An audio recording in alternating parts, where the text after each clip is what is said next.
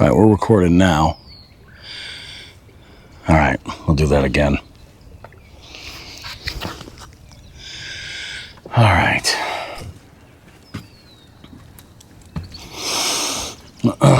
Well, guys, we'll go back there. We'll fix that fucking guy. Oh, Jesus Christ. Is this guy going to be a problem this whole time?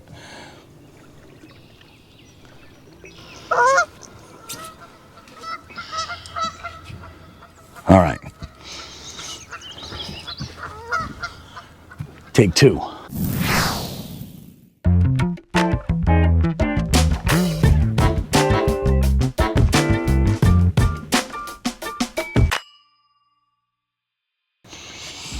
All right, guys, so here we are, one of my regular sort of spots.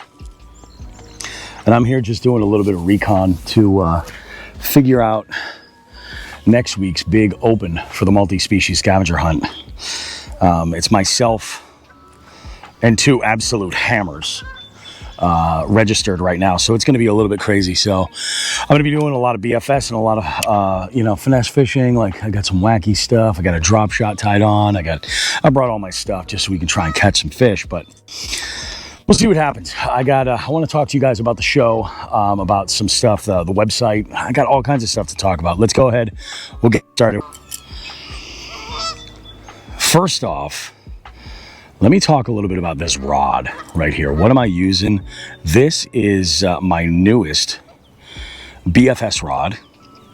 This one comes from Pig Jigs.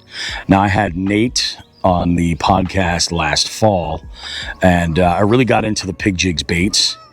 Really got into those baits. And then I was having a conversation with his brother, Tommy, and Tommy makes custom rods. He also makes some plastics. And what Tommy's got going on is these are really small batch rods. They're all custom. They're made to order.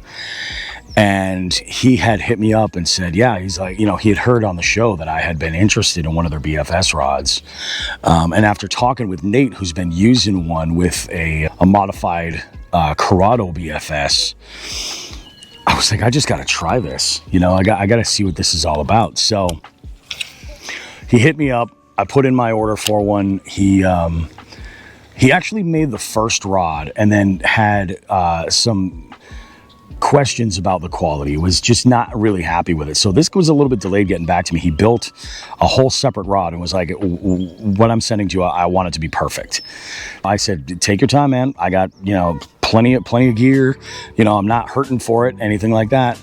So he had put this rod together, and I paired it up with that new Daiwa Tatula, the 70. And man, I love this combo. It's so good. It's a little bit shorter than my other ultralight rod, that Ben Key. It's also a little bit more moderate. And I've caught a few small dink bass on it, and I would just love to hook into something of quality here. And see what we can get in on. I do like this combo quite a bit, though. It's really nice. The reel is super smooth. The rod has an exposed blank under the reel seat. We got more wind than I was expecting, and I'm not mad at that. I'm not mad at that at all. I am not enrolled in the May monthly scavenger hunt. I'm only in the open this month, but I mean, if I just start smacking them today, I can always enroll on the water. It's no big deal. Today is only, I think it's the 9th of May. But I'm out here just kind of having some fun. And oh, there we go. There was a little bite right there. Maybe some bluegill. And I'm interested to see how bluegill would actually do with this jig. This is a Jig Masters perfected ball head jig. It's an 1/8 ounce. 3/32 ounce is actually, I think, my bread and butter size weight for most jigs, but that's not a super common size. And I've thrown on these ultralights, I've thrown up to 3/16, and they've been fine. 16th ounce, depending on the profile or depending on the bait, is pretty badass as well.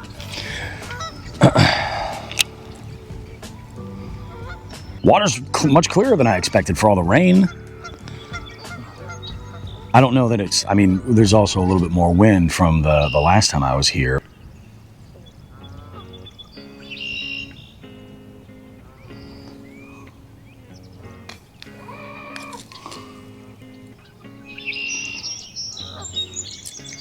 So yeah, we're just out here, you know, making some things happen.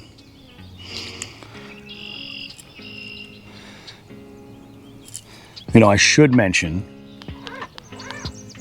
a couple of things I've been working on. So, you know, Joe and I, we just had Jose Cinco, aka Bait and Bougie, on the podcast recently, and it was great having him on. He's legit, really inspiring. Like, if you're into, you know, the content side of fishing, he is a real inspiration. Like, talk about a guy who has gone from, you know, just initially thinking this whole thing was crazy to making a pretty solid Instagram account, you know, putting out some really, really fun and engaging content. And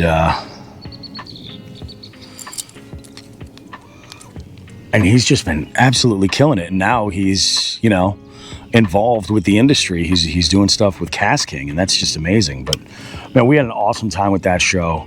Whole lot of fun. And it you know, talking with him kind of like made me realize, and made me start thinking about it. I'm like, you know, I've been working with this podcast now for, there's fish over there. There's some weeds. Although there are some weeds, we might have some pickerel. So, you know, working with this show, you know, this podcast has been happening now for 5 years. You know, we started in 2020. Now it is May of 2025. We've been doing this for 5 years. Been at it for a hot minute, and things are good. Like, I'm a happy guy. I do this show because I love it. It makes enough money through, you know, our Patreon and, you know, the little bit that we take for the tournaments, to be able to keep itself running without costing me anything necessarily.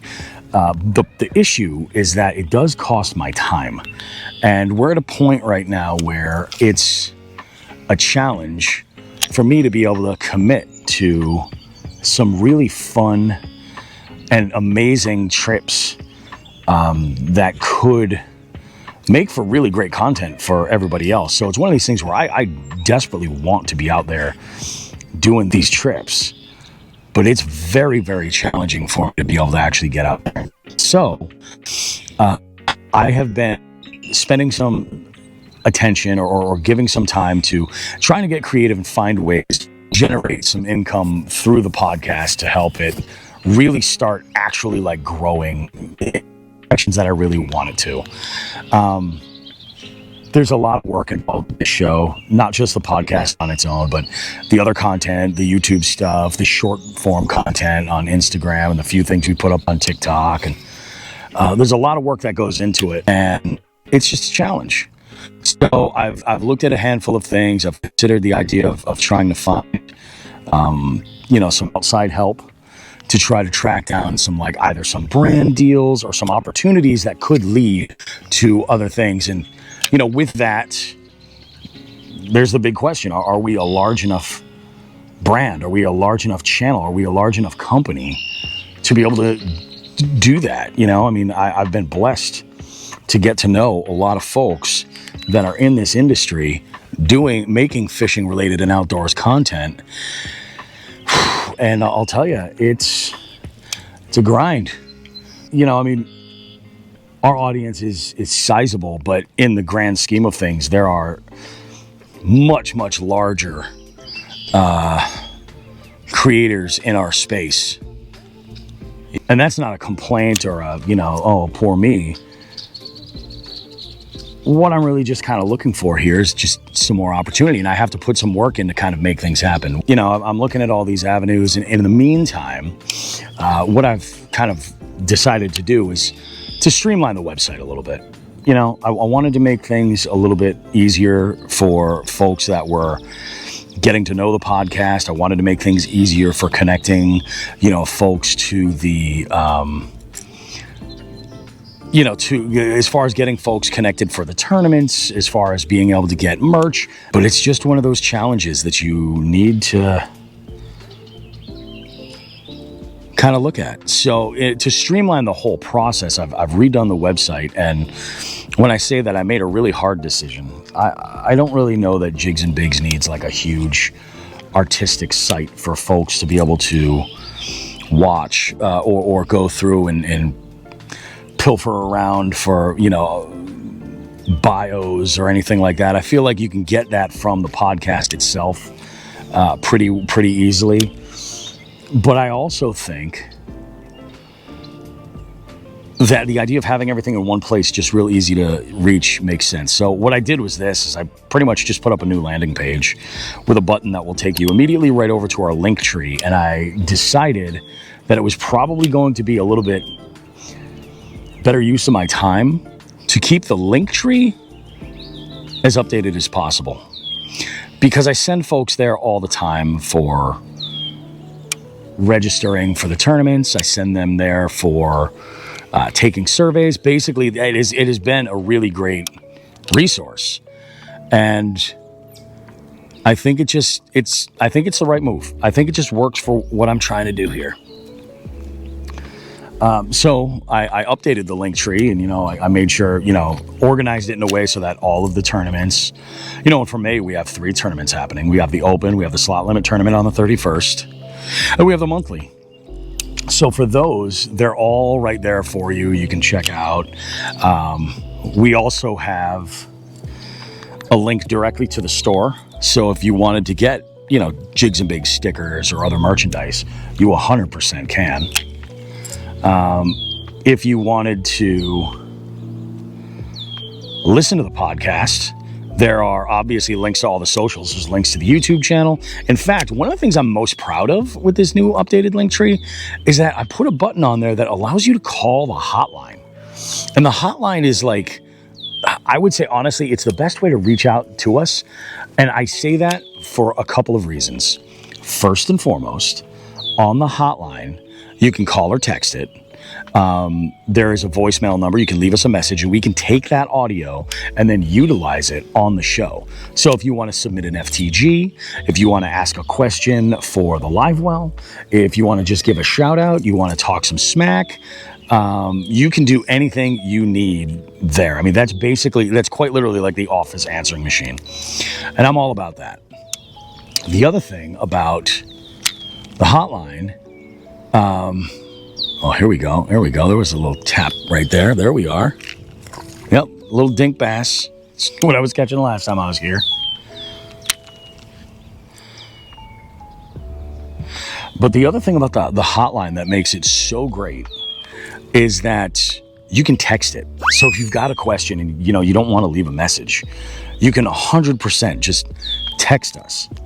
You know, let us know what's on your mind, what you're kind of thinking, what you need from us, and those text messages are awesome. Let's get off this weed bed a little bit here. There we go. A little bit better. You know, it's not going to be long before all of this is all pads, and I'm going to have to throw a frog back here. In fact, I may, even with multi-species, I may fool around a little bit with some of these ultralight frogs, the BFS frogs. I always kind of thought that was a silly sort of idea, but people do it and they bite them, you know? Anyway, so along with that button to be able to call the hotline and not have to just copy and paste the phone number everywhere and try to engage people, I can just give people and the URL, and the URL is jigsandbigs.com. You know, it'll bring you right to our link tree with everything that you need, all that stuff, you know. And There's something else that Linktree allows us to do that I never noticed before. You know, and I've used Linktree for the past few years. There we go. Oh, that was a bite.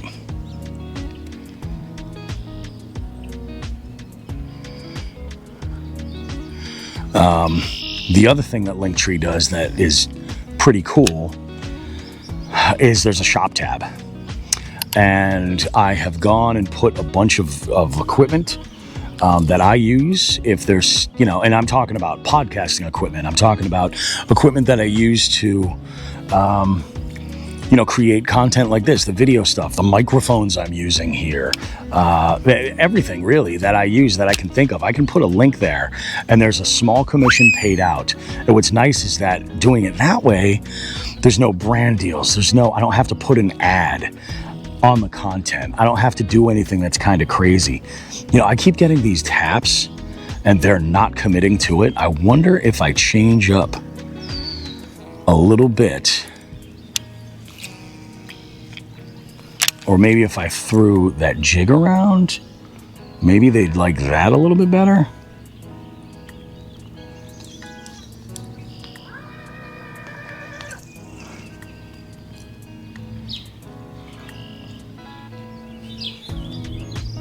There was a little pickerel that freaking just chased this sucker over here.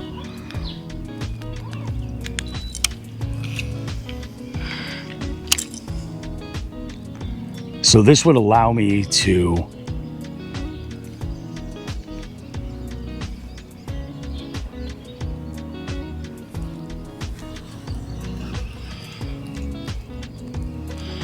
man. All right, so I'm getting bit, but I'm not hooking up. That was really shallow. That started real shallow. I have a feeling that was a gill. That was a really, really soft bite, but it was repetitive, like it was chasing me away.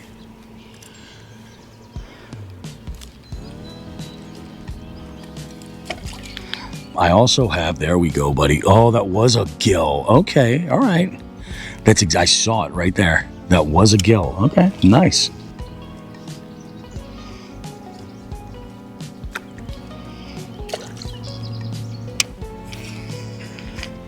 This is the HH Customs 3-inch guppy that I'm throwing around.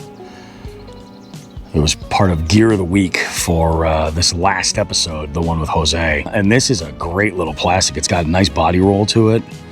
And it's durable as hell. I can't believe the amount of pickerel I caught last time I was out here. This is just last Friday. And man, it was just durable as hell. I couldn't believe it.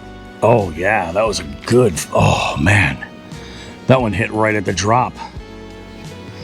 All right, we're gonna make a change. We're gonna just do ourselves a favor here. We're gonna stop right where we're at.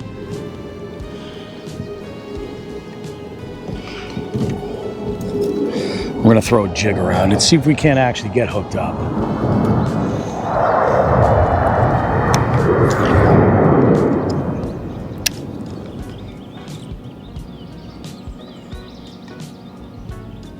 Throw around a little micro jig and see if we can't get hooked up here. Ooh, yeah, we got a nice bite right there. Let's see if we can get under that dock. That was a chunky gill too. Ooh, that was another one, dude.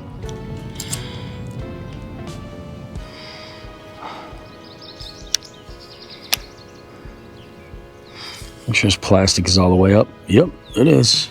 And they're just attacking it. They're not actually like actively eating it. You know, they're hitting it, shaking it off. I have to wonder if maybe these gills are getting ready to spawn up too.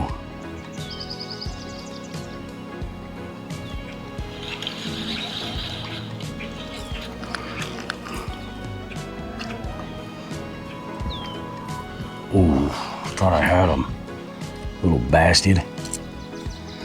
I'm using this little rage tail, like this, a little like a rage bug junior, green pumpkin and chartreuse, and that's sort of what I expected. The plastic I was throwing before was exactly that color. There was a nice, oh, that was a tabby.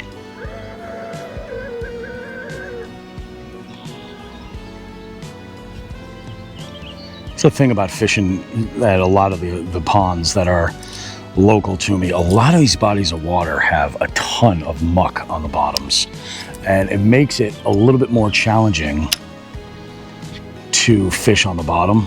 So when you're throwing something like this, throwing something quite a bit lighter is actually very helpful, because it'll more or less rest on the top of that muck, and then you're able to kind of bounce it along the bottom and kind of like stroke this jig like you would, like, you know, like a big football head jig, like something like that off the bottom, where you can rip it up and then let it fall again.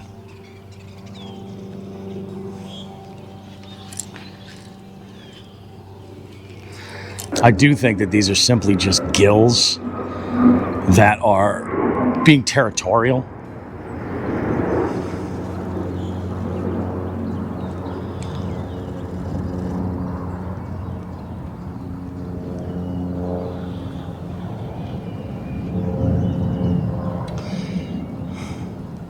I really think that they're just kind of hammering the legs, to be entirely honest.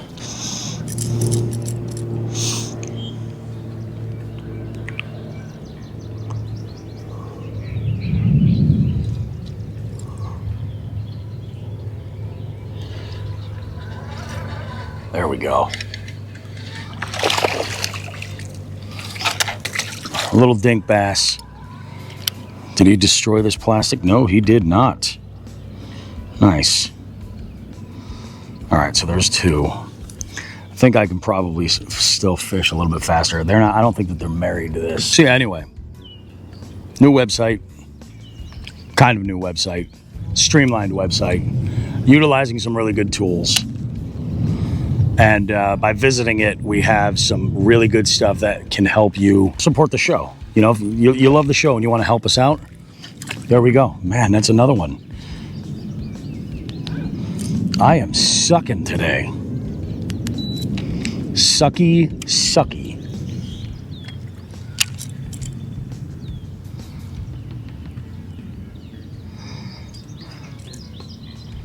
When I have them on, I think I'm going to have to really smack them.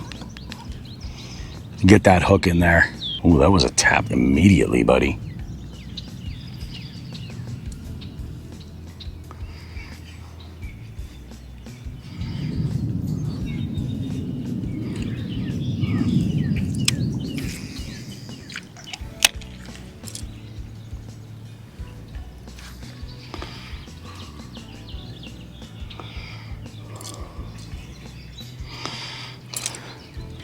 There we go. There's another one, man. Just shook right the hell off. Let me look at this hook. Am I losing my mind? Oh, the barb is still there. It's sharp as shit.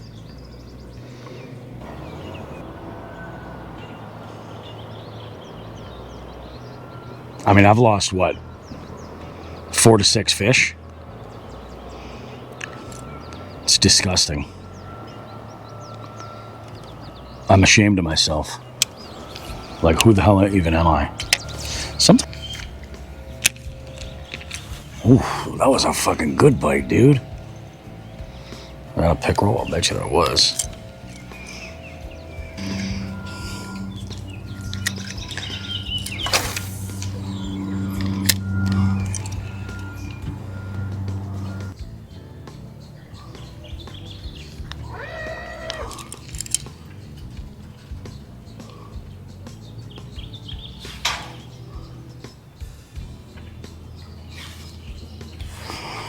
I was just fucking attacking it, dude. Like, and every once in a while I'm able to get a hook in enough, but it's not like they're not eating it. I gotta figure out what's going on.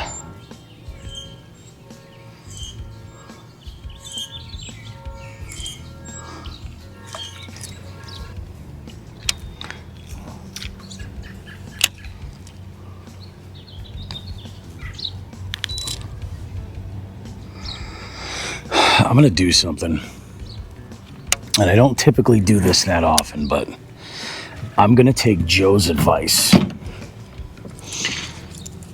I'm getting follows and I'm getting strikes. I'm just going to straight up downsize. And here's what I'm thinking. I'm going to actually get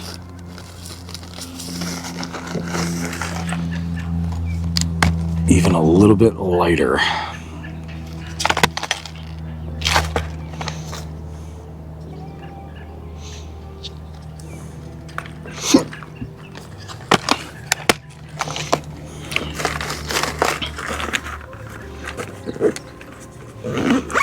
I'm going to downsize just a tiny bit. I'm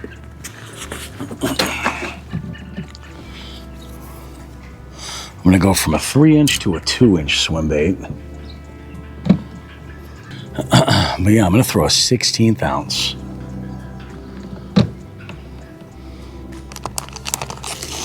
Just a little bit of truce on there.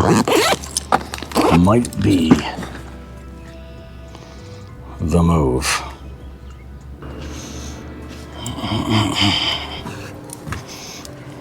Of course. Why not? My camera decides to take a nap on me.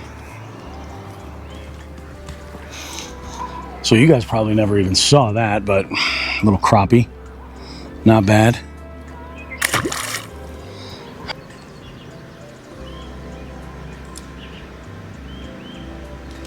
Oh man, I'm telling you. Like they get it and I feel them, but they're nowhere near the hook.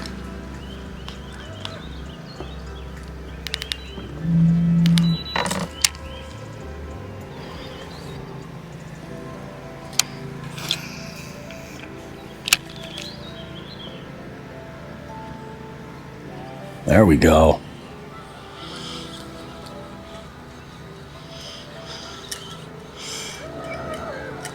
This is the smallest freaking pickerel I've ever seen. Oh my God. You guys, this is the tiniest pickerel I have ever seen. Holy jeez. Look at that. He's so fucking tiny. Thanks, bud. All right, so maybe we might have figured something out. I don't know. I'm just going to keep fishing. That's all I can do, right? That's all I can actually do. So we've been fishing over here for quite some time, and we've only put a crappie and the world's smallest pickerel. Like, that was like a newborn pickerel. Ridiculous. I don't know that pickerel would have made the minimum for the scavenger hunt if I were even entered in it. I don't even know.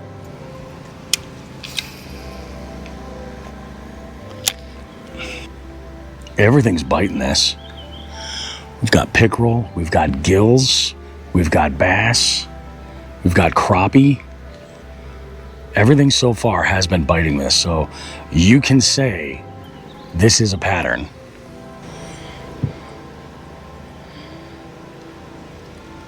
Felt like there was something there, but c'est la vie.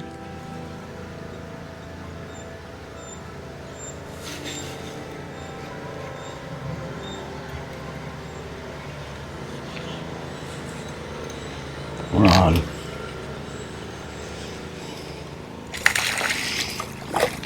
Oh, you bitch.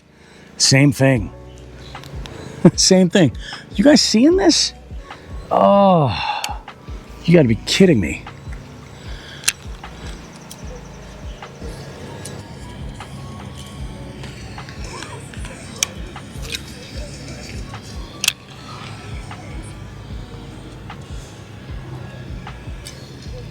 There we go. Let's look at another crappie. Could be.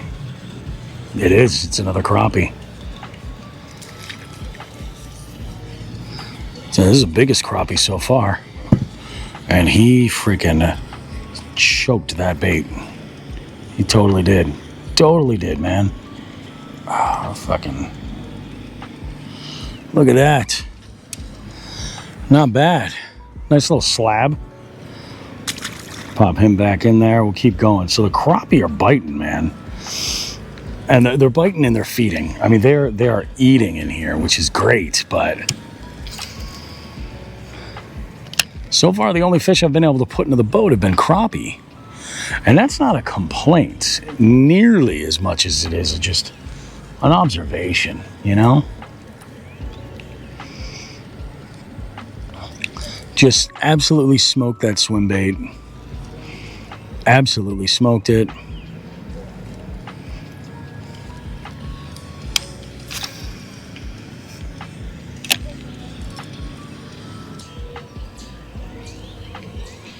We're on here too.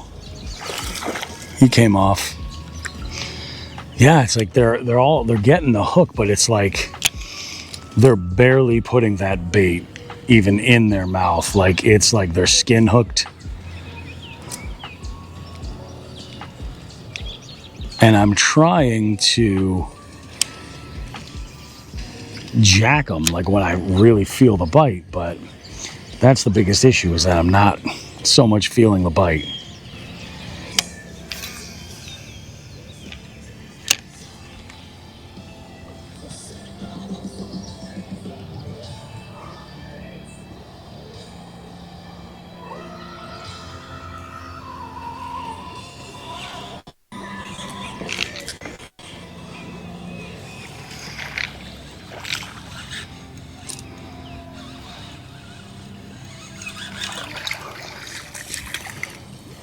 Is it a largemouth? In the boat.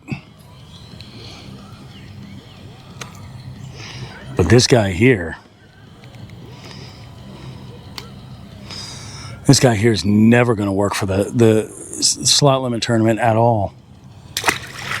But do you see why I look to this place as a spot for the scavenger hunt? Pickerel, bass, gills, and crappie. I've gotten bites from all of them if I could land them. And I would have 3 points on the board if, assuming that pickerel that I caught did meet the minimum. That would be 3 points. For a single day, that's not bad. It's not great, but it's not bad. And in the scavenger hunt, it is not about the size of the fish. It's about catching the most diversity you can. That was a good bite, though. I was able to lean right into that. That was a bite. I put pressure on him. We made actual contact there.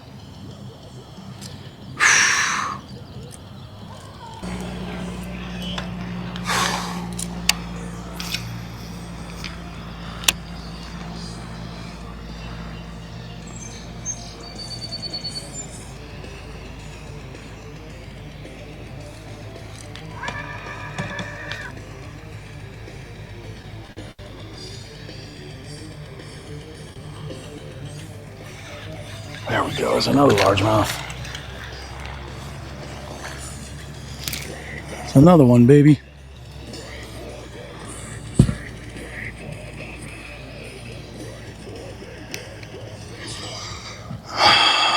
There we go. Another dink largemouth. He was deeper.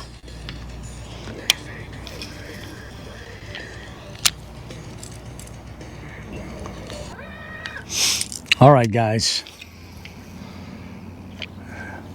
It's after 2 o'clock now, and unfortunately, I only had a few hours out here.